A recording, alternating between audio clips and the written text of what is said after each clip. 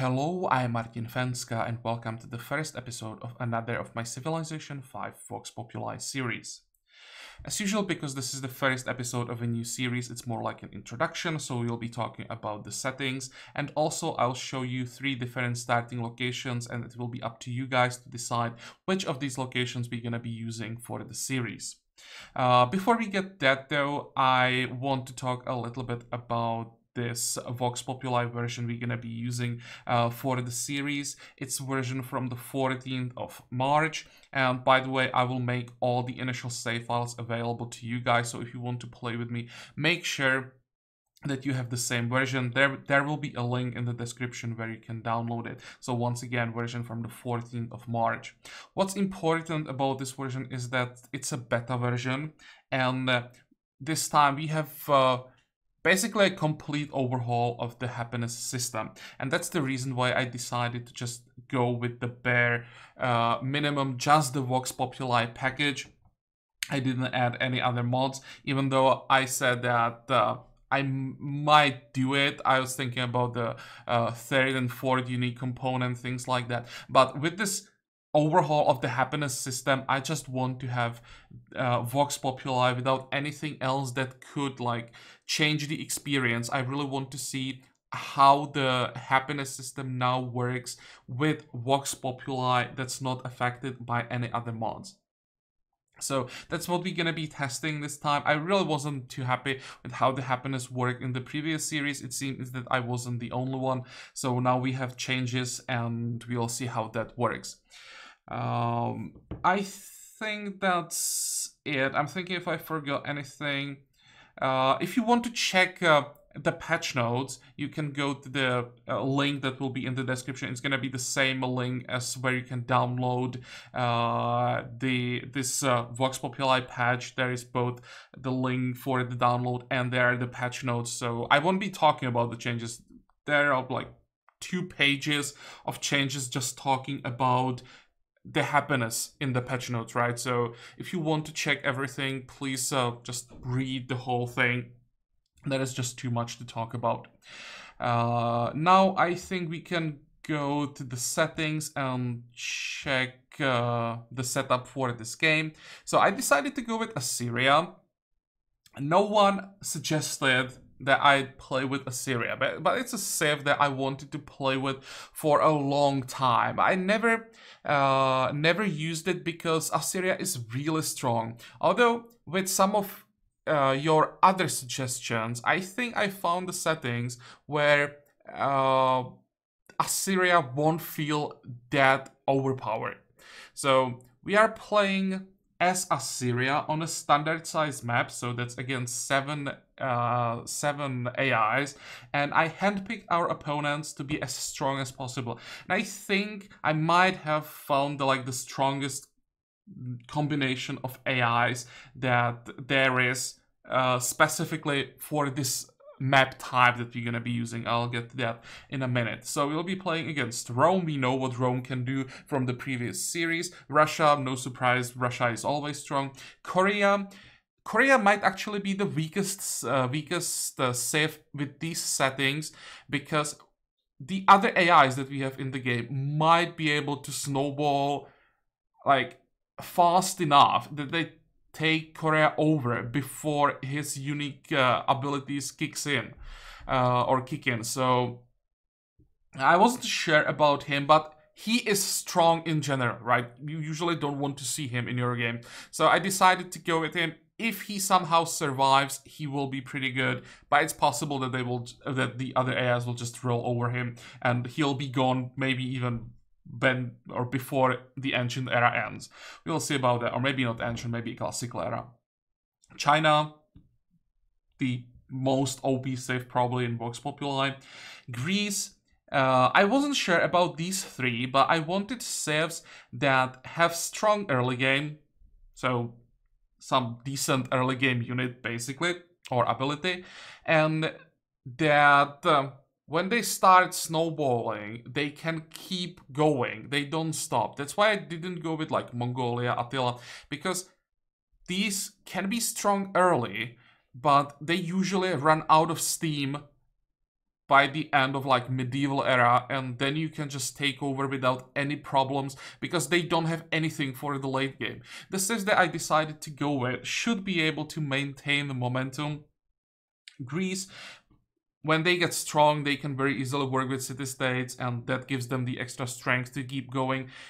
Celts, in the combination with the map that we're going to be using, the Boreal map, which is Tundra everywhere, they should get the first Pantheon, and with that, they should have the Tundra Pantheon guaranteed. So I think that will give them the extra strength on this map, because they should have by far the strongest Pantheon and therefore a religion.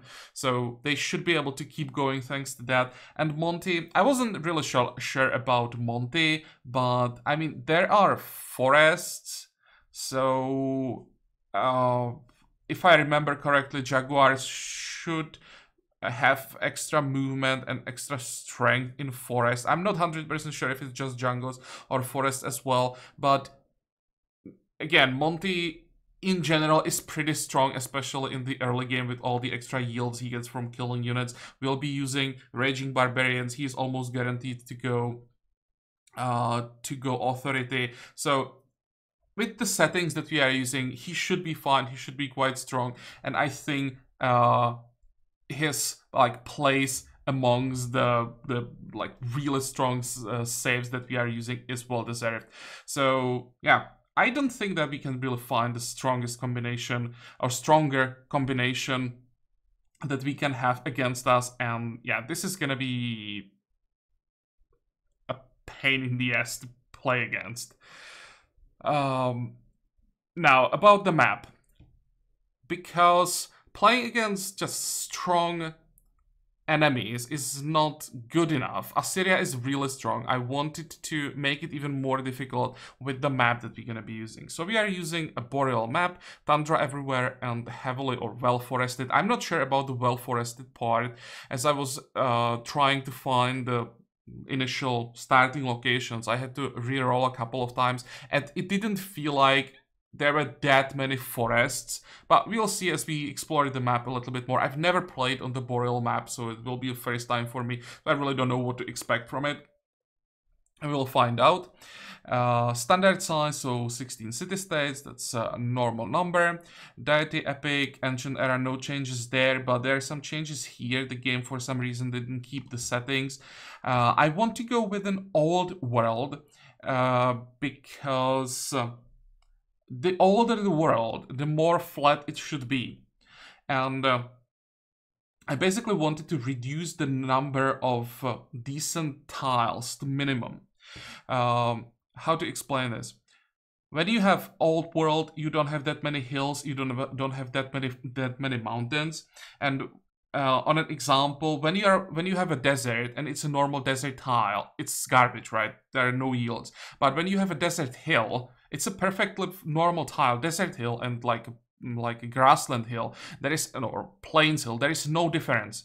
The yields are the same. So I wanted to reduce the number of hills that could make these crappy tundra tiles good to minimum.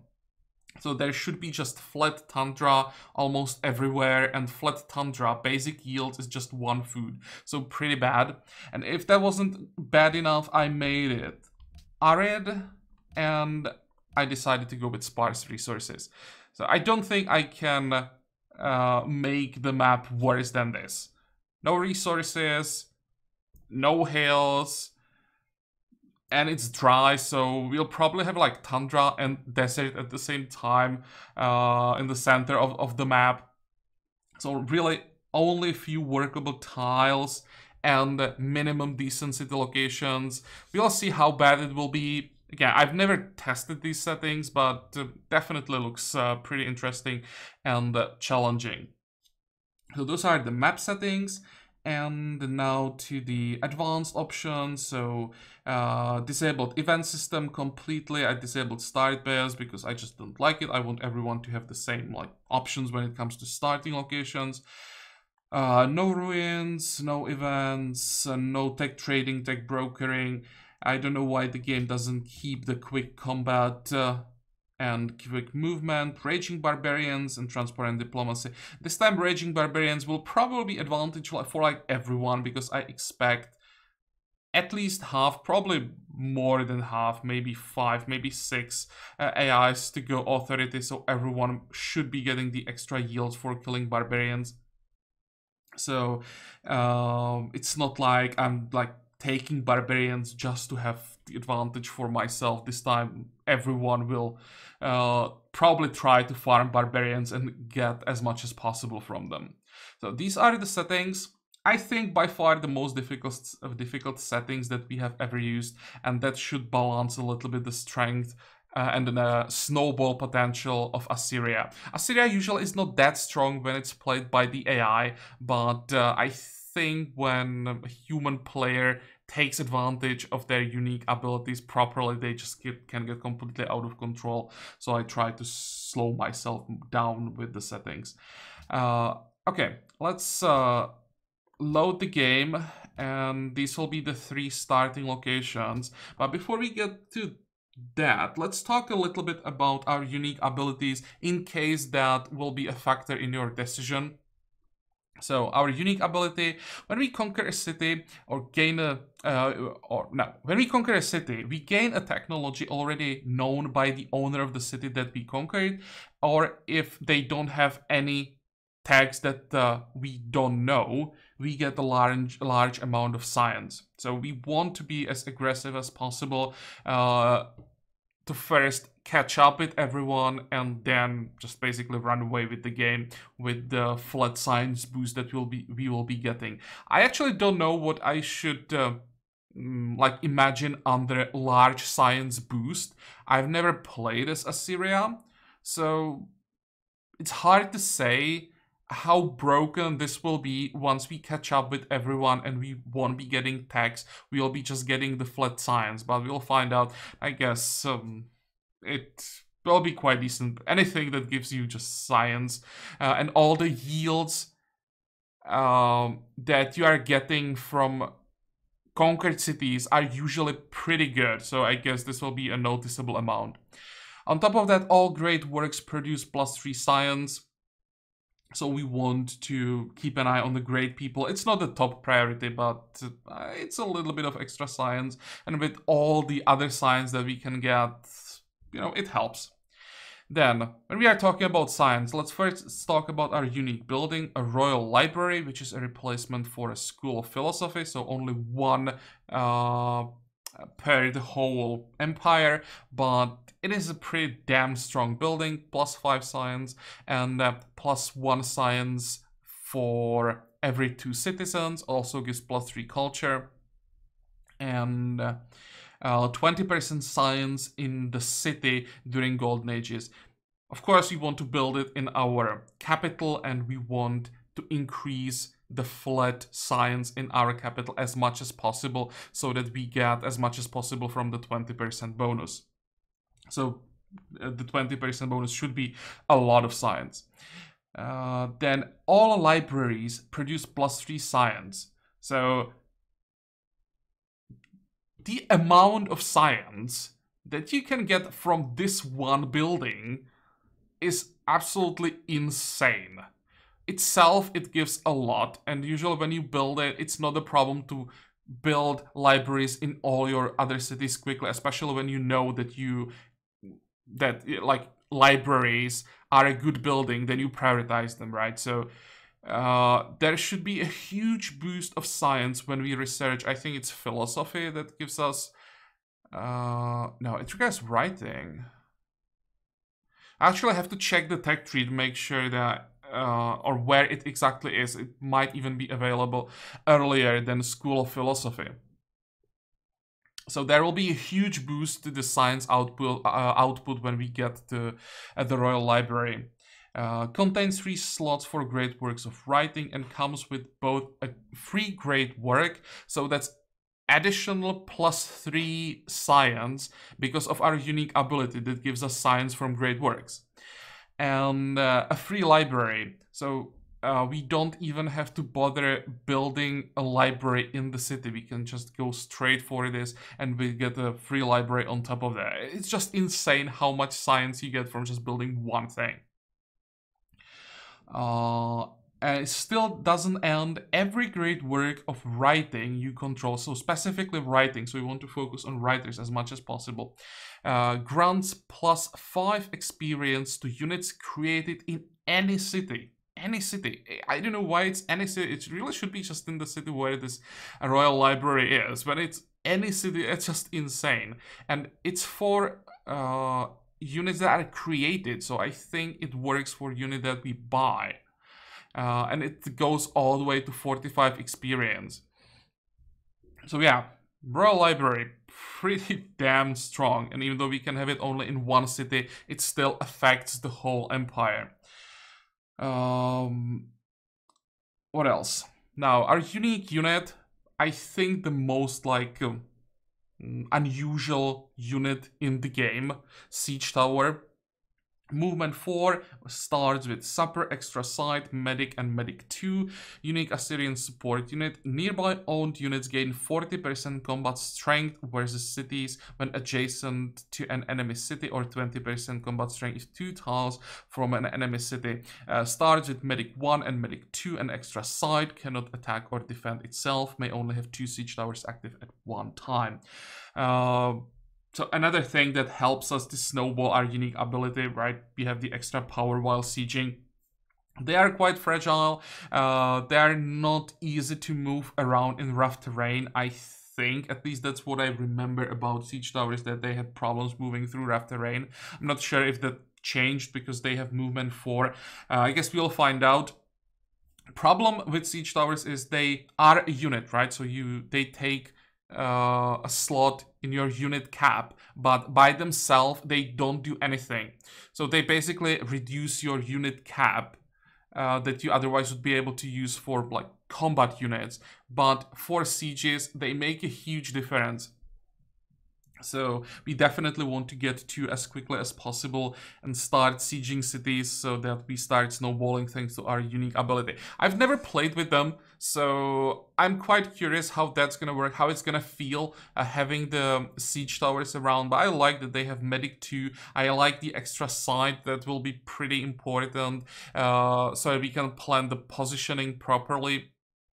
And 40% combat strength is massive. That means even quite weak units can siege cities effectively. So we'll just find out how effective they really can be. But enough talking, let's check the starting location. So number 1, this is the first one that I got. I kept it immediately because we have Forest Hill as a starting location with 2 lake tiles right next to us. Then we have Dyes as luxuries, but other than that, actually, there is not that much. There are some okay-ish tiles around the river. We could maybe like get farms on these 3 tiles, so we have adjacency bonus and the bonus from farms on the river. So these tiles will be what, 1 2 3 4, like this one should be like 4 food. This looks maybe even like no, it's a tundra, so it's gonna be, all these gonna be like 4 food tiles, which on this map is not the end of the world. We have a mountain for a mine, so decent start. In the long run, we'll see if we get any resources, because there isn't much. We can keep maybe these tiles and try to get to lumber mills as quickly as possible. I think that's going to be the crucial improvement here. But yeah, very nice early power until like 1 2 3 4 5, let's say like population 6, maybe 7. The city will be pretty damn good. Then it will slow down, but it's a lot about the early game, so that's why I like this starting location. It might actually be the strongest one out of the 3 that I've decided to show you. So that's number 1. Then number 2.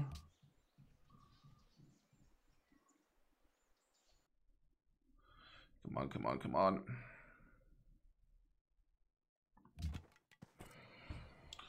So as you can see, not much forest around here. But again, Actually, is it the same luxury? I didn't realize that we have twice the same luxury. Whatever. Here we have a decent city location here that will make a granary pretty important, and also it's gonna be pretty important to steal worker early so that we can get farms on top of the wheat, and that should allow us to grow the capital pretty quickly. I don't know what's on this side. I'm just showing you what I know. This is how the starting location was generated. I didn't move the pathfinder to know more anything. This is just the what we are able to see before we move any units. So yeah, there might be some more resources to the side. We have a hill for some production.